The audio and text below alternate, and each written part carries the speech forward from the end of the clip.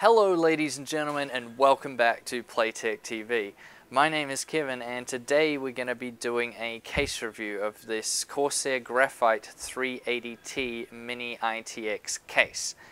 Now, before we start, I just have to get this out of the way. We are aware of how it looks. So if you don't like the yellow, which comes with white LEDs, you can also get this in a white with white LEDs also, or you can get it in black with red LEDs. So there's different color options. You don't have to get it in the yellow. Anyways, now that we got that out of the way, let's get into the review. So let's start at the front I/O. We have a fan setting button, 3 different settings for different fan speeds. We have the start and stop button, which looks like something out of a high-end car. Mic input, headphone input, 2 USB 3, and a restart button. So if we glance up just a bit, we see the handle. It's very good. There's a bit of room. I have quite big hands and they still fit in alright. It is textured underneath, so you're not going to be losing your grip or anything, and this handle is really sturdy, so it's not going to be breaking or anything like that. So if we look around to the front now, we see a single white LED up the top here, and if we take this dust protector off, you see, very easy. We see it has the standard fan in the front, which just isn't plugged in right now. So you can have 3 different setups here. So you now have 2 120s, a single 140, or you can have a single 200mm fan in the front here. There's also space behind it if you want to mount a 120mm radiator for your CPU or GPU.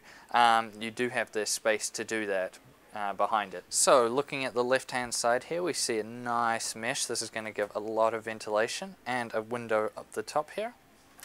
We take it off. We see there's these 2 bars here. Now this gives you the versatility of either running 2 120mm fans here, which if you're running the stock cooler, or if you're running a aftermarket air cooler in here that can provide additional airflow for that, or you can run a 240mm all-in-one radiator in here. Now, you have to be aware that you're only going to have 55 mils of clearance, so you're not going to be fitting a really thick 240mm rad in here, so you have to be aware of that. Aside from that though, it's a really nice setup, and you can take these bars out and mount the radiator straight to them and then mount the whole thing in, which can also make installation really easy. So here we are on the right hand side. We see the nice mesh just like the left hand side, and the window. If we take it off, we see that that gives good ventilation for the graphics card. This is a NVIDIA GTX 760 WindForce from Gigabyte. Now up the top here is a switch, and that turns off the white LED inside the case.